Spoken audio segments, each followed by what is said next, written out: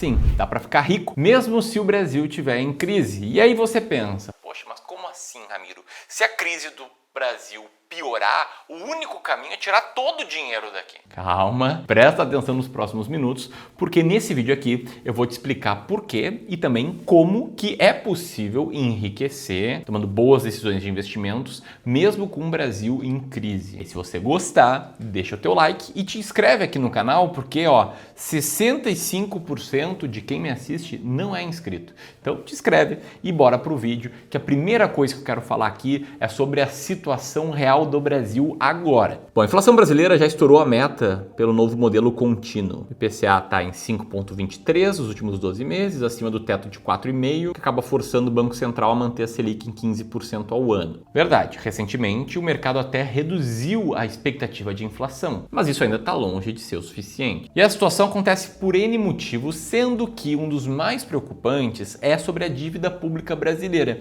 que já atingiu 78,6% do nosso PIB, e o próprio governo projeta que essa dívida vai chegar a 83% do PIB até 2027, caminhando para patamares que economistas consideram insustentáveis para países emergentes. E a cada novo relatório que sai, a trajetória da dívida pública fica pior. Talvez por isso as agências de rating, que são agências que indicam empresas e países para investimentos e seus respectivos níveis, mantêm o Brasil como, abre aspas, grau especulativo.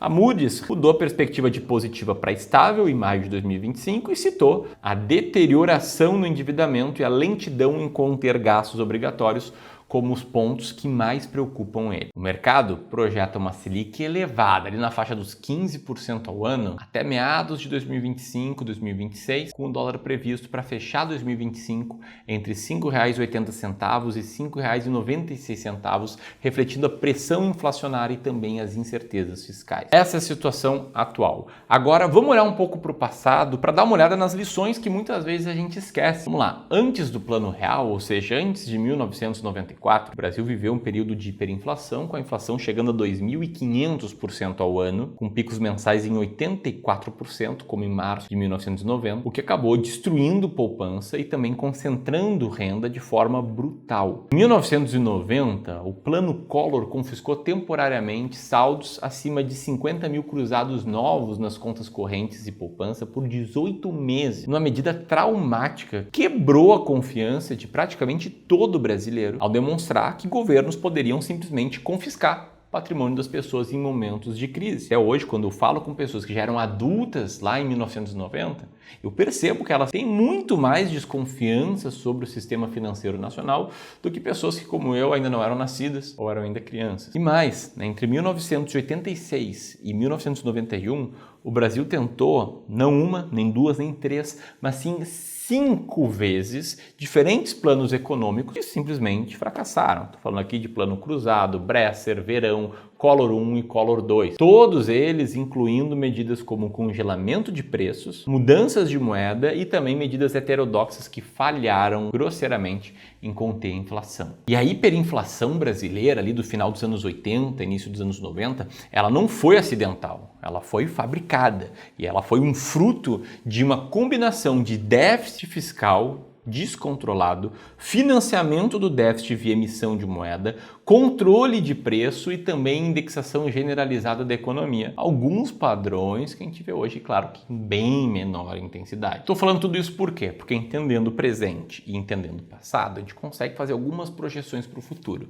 Vamos a ela. O IPEA projeta que a inflação brasileira vai permanecer acima da meta em 2025, citando aí 5,2%. Analistas projetam um crescimento econômico desacelerado, saindo desse patamar aí de 2 a 2,5 vezes ao ano de crescimento para cerca de 1,8% a 2% de crescimento em 2026, com a economia sendo prejudicada pelos juros e também pelas incertezas fiscais crescentes. O UBS adverte para um ano de muitos desafios, com riscos de desaceleração econômica, juros altos por mais tempo, inflação pressionada e incertezas políticas, em especial com as eleições de 2026 se aproximando. E economistas alertam também que o arcabouço fiscal brasileiro mostra novos sinais de fragilidade, uma falta de controle sobre os gastos obrigatórios, criando um prêmio de risco que acaba acaba sendo permanente em ativos brasileiros, enquanto o OPEP cita as tarifas americanas como um novo risco para o PIB brasileiro. Aí, diante de tudo isso, você pode estar pensando: poxa, viu, Ramiro? Olha o caos,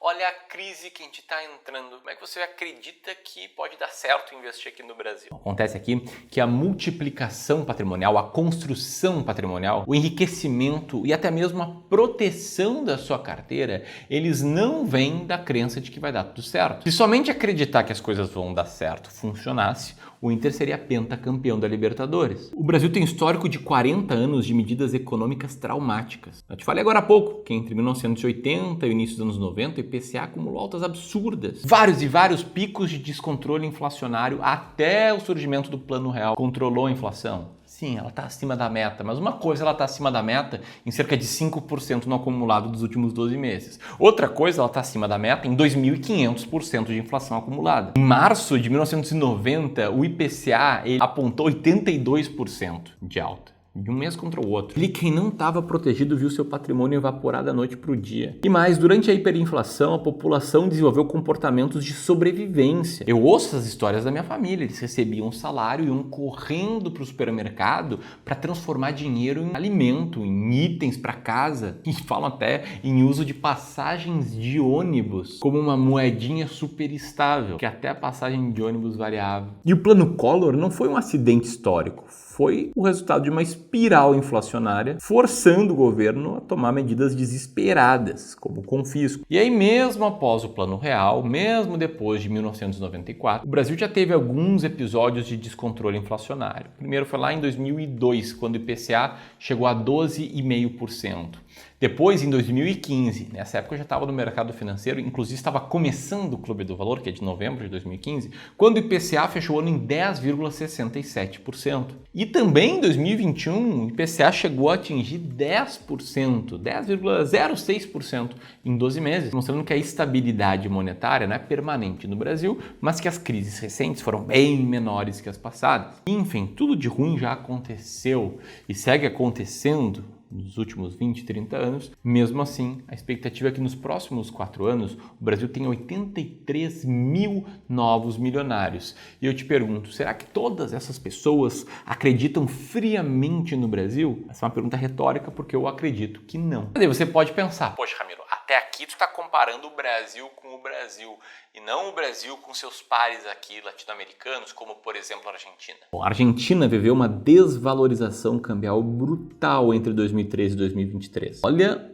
o gráfico da variação do peso argentino contra o dólar. Em 2021, a coisa lá nos hermanos já estava feia, né? A inflação já era de 50% no ano. Em 2023, ela fechou em mais de 200%, com um pico mensal de 25,5% em dezembro de 23, cenário que tornava impossível tu conseguir manter o teu patrimônio em peso argentino. Nisso, os argentinos começaram a colocar dinheiro lá fora e tentar alocar o patrimônio numa moeda mais forte. Ou seja, na hora da crise absurda, os investidores decidiram diversificar o patrimônio. Nisso, tempos depois, o governo Milei conseguiu controlar a hiperinflação, reduzindo aquela inflação que chegou a bater em 25,5% num mês, no mês de dezembro de 2023, para 1,5% mensal agora em maio de 2025. E isso teve um custo, uma recessão no PIB e aumento da pobreza. Porque o remédio para segurar uma hiperinflação é um remédio com efeito colateral. É verdade, não existe sair de uma crise sem ficar com algumas cicatrizes. Só que falando de investimento, olha só o que aconteceu com a Bolsa Argentina de lá para cá. E você pode se perguntar por que a Bolsa subiu tanto? Porque a Bolsa sempre antecipa movimentos. A Argentina está economicamente entrando nos eixos, está se tornando mais aberta ao capital. Tem cada vez mais empresas querendo investir na Argentina e, consequentemente, gerar empregos e, consequentemente, gerar crescimento. Isso tudo é antecipado na cotação dos ativos. E não me leva a mal. Dolarizar parte do teu patrimônio é essencial. E não estou me referindo a agora em 2025. É sempre essencial. Só que dolarizar tudo, dolarizar 100%, se o teu plano é seguir no Brasil, é um erro que pode custar muito caro. Na média, investidores de alta renda no Brasil distribuem seus investimentos assim. Sim, tem poupança, tem muita coisa de renda fixa, tem aqueles coisinhos, né? Porque tem sempre um primo assessor de investimento, sempre alguém na família ali que liga e vende coisinha. Horrível, tá? Mas enfim, tem pouca diversificação cambial. E pode ver que tem muito pouca exposição cambial, o que tá errado, tá? A exposição tem que ser maior do que essa. E não é só comprar dólar, deixar dinheiro parado em dólar. Não, isso aí também é um erro, dá para investir em renda fixa dolarizada, em ações dolarizadas. Agora, investir 100% em dólar, colocar todo o dinheiro no exterior, vivendo aqui no Brasil, asterisco, é um erro. Por quê? Porque numa década em que o Brasil performa melhor do que o esperado, numa década em que real e dólar não variam muito, em que ativos de risco no Brasil sobem bastante, você deixa muito dinheiro na mesa e se tiver na fase de viver de renda, pode inclusive consumir o teu principal. Por muitos anos, investir na Bolsa Norte-Americana pelo ETF IVVB11 perdeu do CDI. Isso aqui em especial ali na década de 2000, em que a Bolsa de Valores norte-americana não rendeu nada. Pega esse caso aqui. Vamos supor que é janeiro de 2004, o dólar está perto de R$3 e você resolve se aposentar, viver de renda. Você tem R$2 milhões e calcula que vai tirar R$8 mil por mês, ou seja, 0,4% do seu patrimônio, uma taxa de retirada que é considerada segura, e aí você coloca todo o dinheiro alocado no exterior e segue esse plano para viver de renda, que é um plano bem factível, bem pé no chão. Você montou lá uma carteira equilibrada nos Estados Unidos, com renda fixa, atrelada à inflação, renda fixa pré, ações, tudo bonitinho. E mesmo com o câmbio se valorizando, mesmo com o dólar subindo 3% ao ano, você teria dado mal. Por quê? De janeiro de 2004 até meados de 2008, o dólar caiu cerca de 13% ao ano. Você estava retirando ali 0,4% da tua carteira todo mês, atualizando isso pela inflação. E a tua carteira toda dolarizada, recebendo resgates, com o dólar caindo frente ao real, começou a ser dilapidada. Até que em menos de 20 anos acabou todo o seu dinheiro. Eu sei que ninguém consegue imaginar uma década assim, mas quem conseguia imaginar isso em 2002, em 2003, quando o Brasil estava saindo de uma grande crise, quando estava por vir o boom das commodities e ninguém sabia disso? As coisas só são claras olhando no espelho retrovisor, não no para-brisa. Então, toma cuidado com essa ideia de colocar todo o dinheiro no exterior. Manter a sua carteira balanceada é essencial para o seu desempenho no longo prazo. E balanceado não é investir só 0,1% em ativos atrelados ao dólar, nem 100%.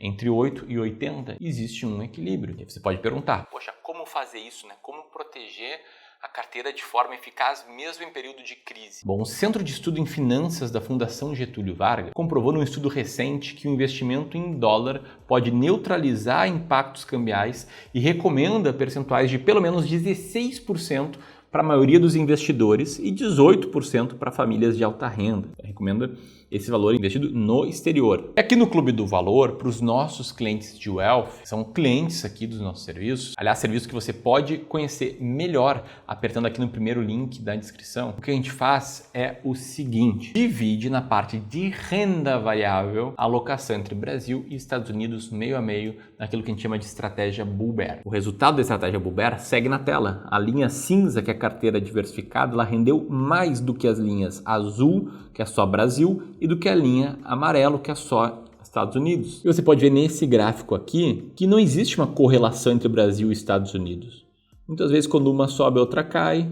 Eventualmente as duas caem, eventualmente as duas sobem. Eu não quero ser muito técnico aqui, tá? Mas quando você investe em ativos bons para o longo prazo, como ações de empresas, que são de classes de ativos que não tem uma correlação entre si, você consegue reduzir o risco e aumentar o seu potencial de retorno. E nesse momento você pode estar se perguntando: então, Ramiro, deixa eu ver se eu entendi.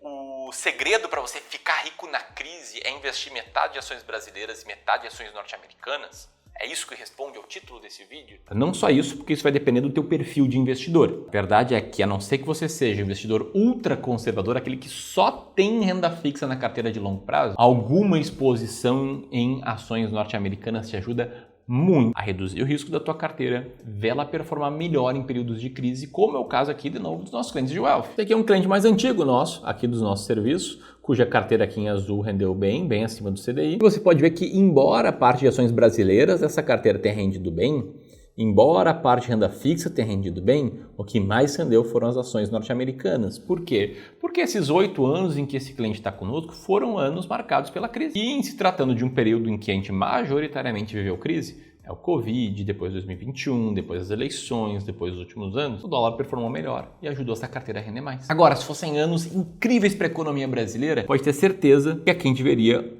um retorno maior da renda fixa inflação, da renda fixa pré, muito maior de fundos imobiliários, muito maior de ações brasileiras e por aí vai. E aí se você pensar, mas isso é antipatriota.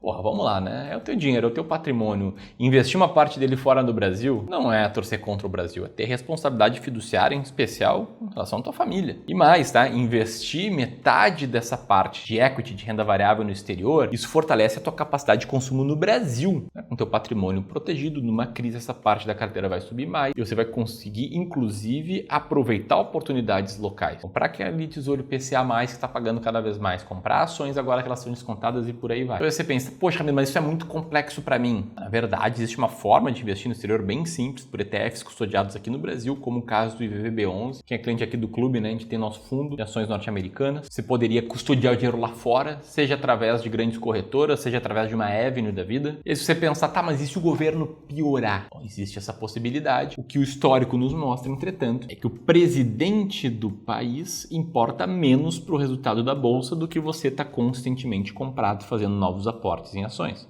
Grosso modo, em resumo, o que temos? Crises sempre vão ter. Quem começou a investir nos últimos anos já está criando casca. O que tu precisa fazer é manter a consistência. Você precisa diversificar a tua carteira em ativos dolarizados, mas não pode colocar 100% neles. Você tem que tomar muito cuidado para não se desesperar em momentos desafiadores da nossa economia, que costumam ser os momentos em que os ativos estão mais descontados. Fez sentido? Se sim, então aperta aqui para te inscrever no canal ou assistir um vídeo complementar a esse.